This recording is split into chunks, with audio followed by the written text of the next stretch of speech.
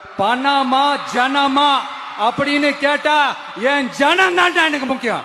உலக தமிழர்கள் அனைவருக்கும் வணக்கம், சலாம். ரீசெண்டா நம்ம முதல்வர் விஜய் அவர்கள் கரூருக்கு பயணம் செஞ்சிருந்தார். பயணம் செஞ்சது மட்டும் இல்லாம அங்க போய் ஒரு ஸ்பீச்சும் கொடுத்திருந்தார். நம்ம எல்லாருமே அதை பார்த்திருப்போம். அவர் ஏன் கரூருக்கு போனாரு அப்படிங்கறத நான் சொல்லிதான் உங்களுக்கு தெரியணுங்கிற அவசியம் இல்ல. எலெக்ஷனுக்கு முன்னாடி கரூர்ல ஒரு கோரமான மோசமான ஒரு துன்பியல் சம்பவம் நடந்தது நம்ம எல்லாருக்குமே தெரியும். அதுல பாதிக்கப்பட்டு உயிரிழந்தவங்களுடைய குடும்பத்தினருக்கு அரசு வேலை வழங்குவதற்காக நம்ம முதலமைச்சர் விஜய் அவர்கள் கரூருக்கு பயணம் செஞ்சிருந்தார். அப்படியே அங்க இடைத்தேர்தலுடைய பிரச்சாரத்தையும் முடிச்சிட்டதா எதிர்கட்சிகளும் குற்றம் சாட்டுறாங்க, சமூக வலைத்தளங்களையும் அதிகமாக இது பேசப்படுது. சோ எது உண்மை? கரூருக்கு நம்ம முதலமைச்சர் இடைத்தேர்தல் பிரச்சாரம் தான் பண்ண போனாரா, இல்லைன்னா அந்த மக்களுக்கு அரசு வேலை வாங்க போனாரா? இந்த ரெண்டு கேள்விதான் சமூக வலைத்தளங்கள்ல அதிக டிபேட்டா இருக்கு. இதையும் தாண்டி அந்த மக்களுக்கு அரசு வேலை கொடுத்தது நியாயமா, இப்படிங்கிற கேள்விகளும் அதிகமா போயிட்டு இருக்கு. நான் ஒண்ணு சொல்றேன், தமிழகத்துல மட்டும் இல்லாம இந்தியா முழுவதும் தற்போதைய ஹாட் டாபிக், ஹாட் ட்ரெண்டிங் அப்படின்னா நம்ம முதலமைச்சர் விஜய் அவர்கள் தான். அதை ஓப்பனா ஒத்துக்கணும். ஏன்னா 2 வருஷத்துல கட்சி ஆரம்பிச்சு அதுல வெற்றியும் பெற்று முதலமைச்சரும் ஆகி தமிழ்நாடு மட்டும் இல்ல இந்தியாவே அவரை திரும்பி பார்க்குது.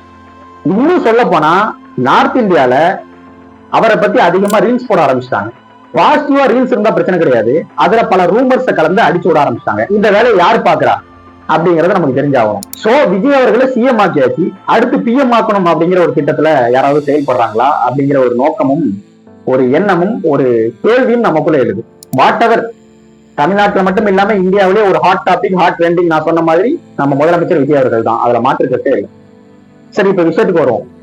A to Z முதலமைச்சர் அவர்கள் முதலமைச்சர் ஆனதுல இருந்து அதுக்கு முன்னாடி அவர் ஹேண்டில் பண்ண எலெக்ஷன் ஃபார்முலாவை பத்தியும், எலெக்ஷனுக்கு முன்னாடி அவர் மக்களை எப்படி அணுகுனாரு, தற்போது மக்கள் அவர் எப்படி அணுகுறாரு, எலெக்ஷனுக்கு முன்னாடி மக்கள் அவர் எப்படி பார்த்தாங்க, தற்போது மக்கள் அவர் எப்படி பார்க்கறாங்க, எதிர்கட்சிகள் நம்ம முதலமைச்சர் விஜயை நோக்கி குற்றச்சாட்டு வைக்கும் போது நம்ம முதலமைச்சர் அவர்கள் எதிர்கட்சிகள் நோக்கி எப்படி பதில் கொடுக்கிறாரு, இதையெல்லாம் நம்ம டீட்டெயிலா இந்த காணொலியில பார்க்கலாம். சோ காணொலியை ஸ்கிப் பண்ணிடாதீங்க, கடைசி வரைக்கும் பாருங்க. பார்த்துட்டு முடிஞ்ச வரைக்கும் இந்த காணொலியை ஷேர் பண்ணுங்க. வாங்க வீடியோக்குள்ள போலாம். நல்வரவு நண்பர்களே.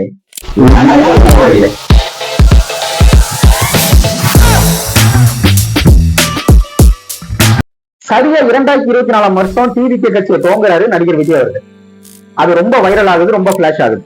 ரசிகர்களுக்கு அது ரொம்ப பெரிய ட்ரீட்னு கூட சொல்லலாம். முதல் மாநாடு விக்கிரவாண்டியில வைக்கிறார், 2வது மாநாடு மதுரையில வைக்கிறார். வித்தின் 1 இயர்ல கிட்டத்தட்ட 1 கோடி மக்கள் இணைந்துட்டதா அந்த கட்சி அனௌன்ஸ் பண்ணுது. அந்த அளவுக்கு ஒரு பெரிய மாஸ் கேம்பெயின் பண்றாங்க, எல்லா இடத்துலயும் பிரச்சாரம் பண்றாங்க. அந்த பிரச்சாரத்துல குறிப்பிட்ட இடம் தான் கரூர்.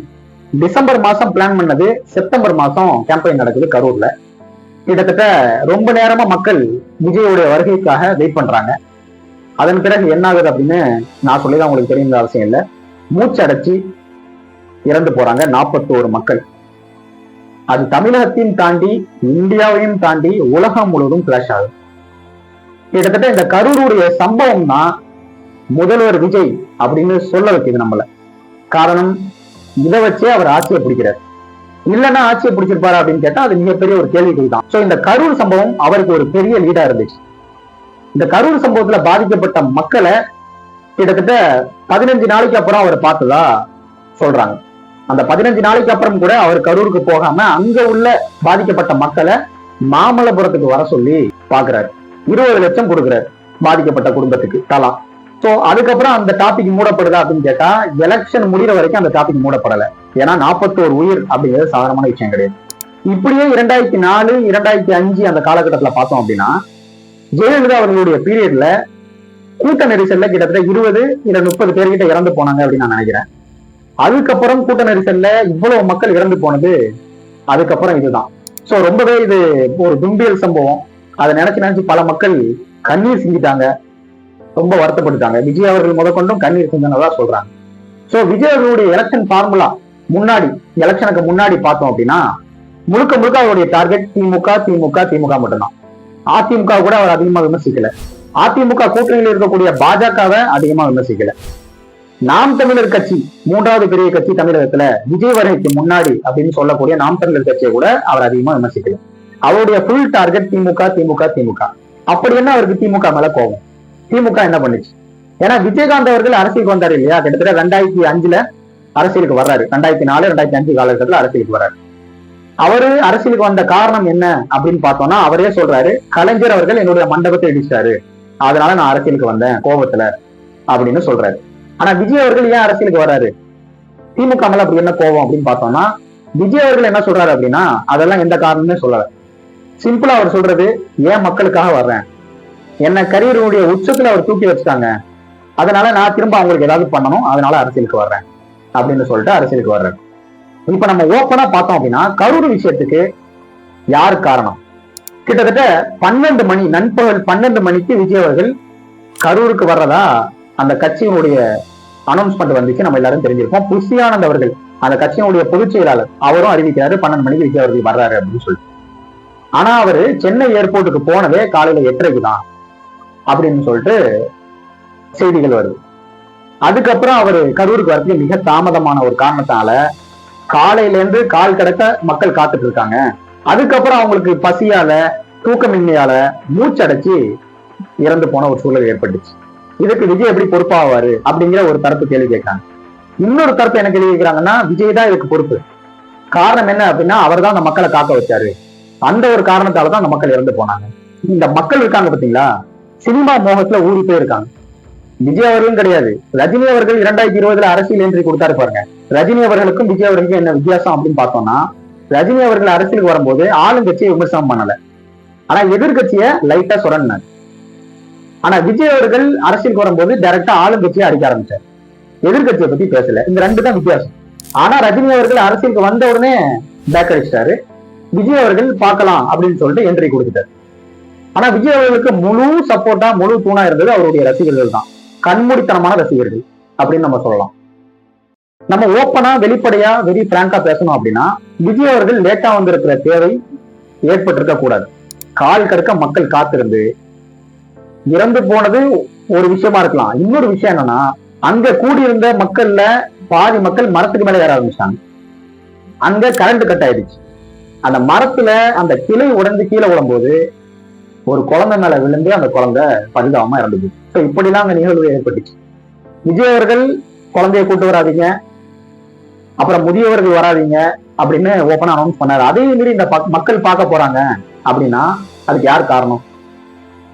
சோ விஜய் அவர்களும் இதுக்கு பொறுப்பேற்க வேண்டிய சூழல் இருக்குமே தவிர விஜய் அவர்கள் தான் முழுமையான காரணம் அப்படின்னு கிடையாது. ஆனா இப்ப வரைக்கும் இந்த சம்பவத்திற்காக நான் வருத்தம் தெரிவிக்கிறேன் அப்படின்னு ஒரு இடத்துல கூட விஜய் அவர்கள் சொல்லல. அது ரொம்ப ரொம்ப ரொம்ப ரொம்ப வருத்தத்துக்குரிய ஒரு விஷயம். எனக்கு பெரிய ஷாக்கிங். அந்த கரூர் சம்பவத்துக்கு அப்புறம் ஒரு எஃப்ஐஆர் கூட ஆளுங்கட்சியான அப்போதைய ஆளுங்கட்சியான திமுக போடல, விஜய் அவர்கள் மேலேயும் சரி, டிவிகேல இருந்த சில முக்கிய தலைவர்கள் மேலேயும் சரி. அதுக்கப்புறம் சிபிஐக்கு அந்த கேஸ் போயிருச்சு. இதுவே தெலுங்கானால பார்த்தோம் அப்படின்னா அல்லு அர்ஜுன் அவர்களை கைது பண்ணிச்சு தெலுங்கானா அரசு. காரணம் என்னன்னா, கூட்ட நெரிசல்ல ஒரு சிலர் இறந்து போயிட்டாங்க, அதுக்கு அல்லு அர்ஜுன் தான் காரணம் அப்படின்னு சொல்லிட்டு ஓப்பனா கைது பண்ணாங்க. ஆனா இங்க ஆளுங்கட்சியான திமுக அரசு அதை பண்ணல.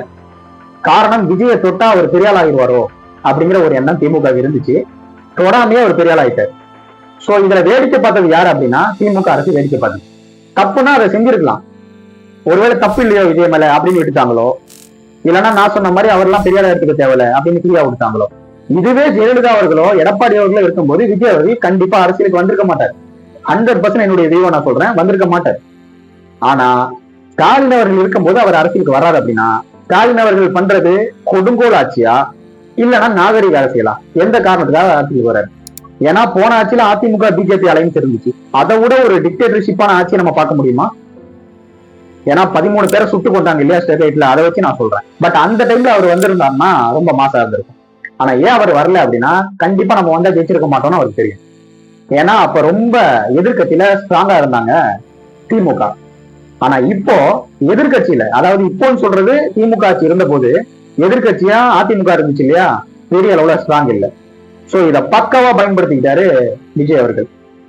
சோ அடுத்த எதிர்கட்சியா ஒண்ணு நம்ம தான் வருவோம், இல்லைன்னா திமுக வரும், இப்படிங்கிற ஸ்டாண்ட கையில் எடுத்து 2 பேருக்கு நடுவுல தான் போட்டியே, ஒன்னு டிவிகே இன்னொன்னு டிஎம்கே இப்படிங்கிற ஃபார்முலாவை கையில் எடுத்தார். அதுல சக்சஸும் பார்த்தாரு. பல விமர்சனங்கள் வந்துச்சு, எனக்கே விமர்சனங்கள் இருக்குது, முரண்பாடுகள் இருக்கு. நான் இப்போ கேட்கறது ஒண்ணுதான், கரூர் சம்பவ நிகழ்வுல நீங்க சீக்கிரம் வந்திருக்கலாம். காவல்துறை உங்களுக்கு அனுமதி மறுக்கப்பட்டுச்சு, அப்படின்னு இப்ப சொல்ற மாதிரி இருக்கு. காவல்துறை நம்மளை ஏமாத்திட்டாங்கன்னு இப்ப சொல்ற மாதிரி இருக்கு. ஆனா அப்போ காவல்துறைக்கு நீங்க நன்றியே சொல்லியிருக்கீங்க. அவங்க இல்லைன்னா இது சாத்தியமே இல்லை அப்படின்னு. எந்த முதலமைச்சரும் காவல்துறையை குற்றம் சொல்லி நான் பார்த்தது கிடையாது. இதுதான் ஃபர்ஸ்ட் டைம் நான் பாக்குறேன். அதே காவல்துறை இப்போ உங்க காவல்துறையா இருக்கு. இப்ப ரீசெண்டா கரூர்ல ஸ்பீச் கொடுத்தாரு இல்லையா, அதுல என்ன அப்படின்னு சொல்லிட்டு ஸ்டாப் பண்ணிருக்காரு. இது ஒரு சிஎம் பேசுற பேச்சா அப்படிங்கிறது எனக்கே ஷாக் ஆயிடுச்சு. ஏன்னா எந்த சிஎம் இப்படி பேசுனது இல்லைங்க பொது வெளியில. அப்படி பேசினா மிகப்பெரிய விமர்சனமா இருக்கும். ஆனா இதையும் ரசிக்கக்கூடியவங்க இருக்கதான் செய்யறாங்க. அவர்கள் நம்ம எப்படி பாக்குறதுன்னு தெரியல. சரி, இப்ப நம்ம கரூர் விஷயத்துக்கு வருவோம். கரூர்ல பாதிக்கப்பட்ட மக்களுடைய குடும்பத்துக்கு அரசு வேலை வழங்குவது சரிதானா? அப்படி பார்த்தா சுனாமியில செத்தாங்க பாத்தீங்களா, அவங்களுக்கே இன்னும் அரசு வேலை வழங்கல. அவங்க எதுக்காக செத்தாங்க? பட் அரசு வேலை கொடுக்குறோம் அப்படின்னா அதுக்காக பாடுபடுறாங்களே, இத்தனை வருஷமா உழைக்கிறாங்களே, அரசு வேலைக்கு தவம் கிடக்குறாங்களே, அவங்களுடைய நிலைமை என்ன? இந்த மக்களுக்கு ஆல்ரெடி 20 லட்சம் கொடுத்தாச்சு. இந்த மக்கள் யாருக்காக வந்து இறந்தாங்க? ஒரு உயிர் பறி போனதுலாம் ரொம்ப கொடூரமான விஷயம். அதுக்காக ரொம்ப வருத்தப்படக்கூடிய விஷயம். ஆனா அரசு வேலை அப்படின்னு வரும்போது அப்ப ஒவ்வொரு வாட்டியும் இப்படிலாம் சாகக்கூடியவங்களுக்கு நம்ம அரசு வேலை ஏன் கொடுக்கல அப்படிங்கிற கேள்வி எழுப்பக்கூடிய ஒரு சிச்சுவேஷன் வந்துருங்க. இதே விஜய் அவர்கள் எண்ணி பார்க்கல. எனக்கு இது இப்போ வரைக்கும் புரியல சுத்தமா. நான் ரொம்ப ஜெனுவனா நேர்மையா கேள்வி கேட்கணும்னு நினைக்கிறேன். நம்ம எப்படி கேள்வி கேட்டாலும் விஜய் அவர்களுக்கு எதிராக இருந்துச்சுன்னா கண்டிப்பா விர்ச்சுவல் வாரியர்ஸ் கடிச்சு வைக்கிறது உறுதி. இதெல்லாம் தெரிஞ்சுக்கிட்டு தான் நம்ம டீசெண்டா தெளிவா கேள்வி கேட்கிறோம். சோ கண்மூடித்தனமான மோகம் இருக்குது அப்படின்னா ஒரு திரை உழந்துரும். விஜய் கெட்டவர் அப்படின்னு நீங்க பிக்ஸ் பண்ணா கூட அவர் உங்களுக்கு நல்லவரா மட்டும் தான் தெரியும். ஏன்னா அப்படிப்பட்ட மோகம், அப்படிப்பட்ட ஒரு கவர்ச்சி விஜய் அவர்களை வெற்றி பெற வச்சிருக்குது. இதை தாண்டி விஜய் அவர்களை உங்களுக்கு எப்படி தெரியும்? நான் கேட்கிறேன். டிவிக்கு ஆதரவாளர்னு கேட்கிறேன், விஜய் ஃபேன்ஸ்க்கும் கேட்கிறேன், விர்ச்சுவல் வாரியர்ஸும் நான் கேட்கிறேன். விஜய் அவர்களை உங்களுக்கு எப்படி தெரியும்? நடிகரை தாண்டி வேற எப்படி தெரியும்? தமிழகத்துல இருக்கிற 1,75,00,000 மக்களுடைய மனசுல விஜய் அவர்கள் இருந்திருக்காரு. அதனாலதான் ஓட்டும் போட்டிருக்காங்க. ஒரு பெரிய மாற்றத்தை கொடுப்பாரு அப்படிங்கிற நம்பிக்கையில ஓட்டு போட்டவங்களும் அதுல இருக்காங்க. அதே சமயத்துல என்ன வேணா பண்ணுப்பா, எனக்கு விஜய் பிடிக்கும், அதனால நான் கண்டிப்பா அவருக்கு தான் என்னுடைய ஓட்டு அப்படிங்கிற தெளிவுலையும் அதிகமா போட்டாங்க. சோ இதெல்லாம் எதை வழிவகுக்கும் அப்படின்னா, எனக்கு பிடிச்சிருக்கு நான் போடுறேன் அப்படிங்கிற சிந்தனை தான் வருமே தவிர அவர் வந்தா நல்லது பண்ணுவாரா, அவர் வந்தா ஒரு மாற்றம் இருக்குமா அப்படின்னு நினைச்சு போட்டீங்களா அப்படிங்கிற கேள்வியை நான் உங்ககிட்டே வர்றேன். காரணம், பல வாக்குறுதிகள் கொடுத்தாரு. தாய்மாமன் சீர், அண்ணன் சீர், 6 சிலிண்டர், இதெல்லாம் கொடுக்கவே கிட்டத்தட்ட 12,000 கோடி வருஷத்துக்கு தேவைப்படும். இதுவே திமுகவோ அதிமுகவோ வாக்குறுதி கொடுத்து நிறைவேற்றல அப்படின்னா மக்கள் எப்படி கேள்வி எழுப்புவாங்க? அதே இப்போ ஈஸியா எலெக்ஷனுக்கு முன்னாடி விஜய் அவர்கள் ஓப்பனா பல வாக்குறுதிகளை கொடுத்தாரு. சரி, ஒன்னா நாங்க நிறைவேற்றோம், கொஞ்சம் டைம் கொடுங்க, கஜானாவை காலி பண்ணி வச்சிருக்காங்க இடையில சொல்லியிருந்தாரு.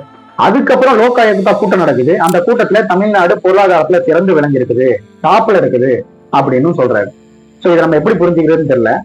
சோ டிவி ஆட்சியில லஞ்சமே இல்லையா இப்படிங்கிற கேள்வியும் அதிகமா எழுது. அவரே மேடையில சொல்லியிருக்காரு, யாராவது லஞ்சம் கேட்டாங்கன்னா கொடுக்காதீங்க, இது ஏன் அண்ணன் ஆச்சு, ஏன் தம்பி ஆச்சு, ஏன் மகன் ஆச்சு அப்படின்னு ஓப்பனா சொல்லுங்க.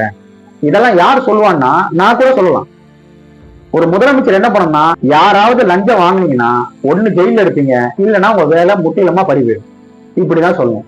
நீங்க ஸ்பீச் கொடுக்கறது எல்லாமே ஒரு முரண்பாடு இருக்குது, உங்களுடைய நடவடிக்கைகள்ல ஒரு முரண்பாடு இருக்கு. இந்த சாக்குல எதிர்கட்சிகள் என்ன பண்றாங்க அப்படின்னா கண்மூடித்தனமா விமர்சிக்கிறாங்க விஜய் அவர்களை. நான் திரும்ப சொல்றேன், கண்மூடித்தனமா விமர்சனம் பண்றதும், கண்மூடித்தனமா அவரை ஏளனப்படுத்துறதும், பர்சனல் அட்டாக் பண்றதும் இன்னும் அவருக்கு வெற்றியை தான் சேர்க்கும். இப்ப இடைத்தேர்தல் வேற இருக்கு. இந்த இடைத்தேர்தல்ல கண்டிப்பா எப்பவுமே ஆளுங்கட்சி தான் அதிகமா ஜெயிக்கக்கூடிய ஒரு சூழல் இருக்கும். ஏன்னா மக்கள் ஆளுங்கட்சி தான் அதிகமா பார்ப்பாங்க இடைத்தேர்தல்ல. சோ எதிர்கட்சிகள் கண்மூடித்தனமா தாக்குறத கொஞ்சம் நிறுத்தணும். என்னை பொறுத்த வரைக்கும் கண்மூடித்தனமா இன்னும் தாக்க ஆரம்பிக்கல அப்படின்னு நான் நினைக்கிறேன். ஆதரவாளர்கள் இருப்பாங்க இல்லையா, எதிர்கட்சியினுடைய ஆதரவாளர்கள், அவங்களதான் மெயினா சொல்றேன். இதுவே அவர் என்ன சொல்றாரு அப்படின்னா, கரூர் சம்பவத்துல ஏன் மேல பழி தூக்கி போடுறீங்க ஸ்டாலின் சார் அப்படின்னு சொல்லிட்டு இதுக்கு முன்னாடி இருந்த முதலமைச்சர் ஸ்டாலின் அவர்கள் நோக்கி கேள்வி எழுப்புறாரு. ஆனா உண்மையிலேயே ஸ்டாலின் சார் அப்படியே சொன்னாரு? எனக்கே ஸ்டாலின் அவர்கள் மேல எத்திச்சக்க முரண்பாடு, கருத்து வேறுபாடுலாம் இருக்குது. ஆனா உண்மையிலேயே அப்படியே சொன்னாரு அவரு, எந்த தலைவனும் தன் தொண்டன் சாவதை விரும்ப மாட்டான் அப்படின்னு ஓப்பனா சொன்னார். அப்படி சொல்லியும் ஸ்டாலின் அவர்கள் மேல விஜய் அவர்களுக்கு என்ன கோபங்கிறது எனக்கு இப்போ வரைக்கும் புரியல, சுத்தமா புரியல. அந்த அளவுக்கு கோபம் என்ன? இந்த கோபம் பிஜேபி மேலேயும் இல்ல, அதிமுக மேலேயும் இல்ல, ஏன் உங்களை வச்சு செய்யக்கூடிய நாம் தமிழர் மேலேயும் இல்லை. ஆனா திமுக மேல மட்டும் எங்கேயோ இடிக்குது, எனக்கு அது புரியல. உங்களுக்கு தெரிஞ்சா நீங்க கமெண்ட்ல சொல்லுங்க. சோ விஜய் அவர்களை இழிவுபடுத்தணும், விஜய் அவர்களை வந்து கொச்சப்படுத்தணும் அப்படிங்கிற ஏன் நோக்கம் கிடையாது. அப்படி கொச்சப்படுத்தவங்களுக்கும் நான் சொல்லக்கூடியது என்னன்னா, பிளைண்டா அதை பண்ணாதீங்க. அதை பண்ண அவருடைய வளர்ச்சி இன்னும் டாப்ல தான் இருக்கும். அதை நான் ஓப்பனா சொல்றேன். சோ அரசியல் எதுவோ அதை தெளிவா பண்ணணும். திமுக அதை பண்ண தவறுனால இப்ப கூப்புல உட்கார்ந்து இருக்காங்க. அதை ஓப்பனா ஒத்துக்கணும். 2 மாசம் தான் ஆயிருக்குது இந்த ஆட்சி. இந்த 2 மாசத்திலேயே பல விமர்சனங்கள் கிளம்ப ஆரம்பிச்சுது. சோ 1 வருஷம் இந்த ஆட்சி தாக்கு பிடிக்குமா அப்படிங்கிற கேள்விய எதிர்கட்சிகள் அதிகமா வைக்கிறாங்க.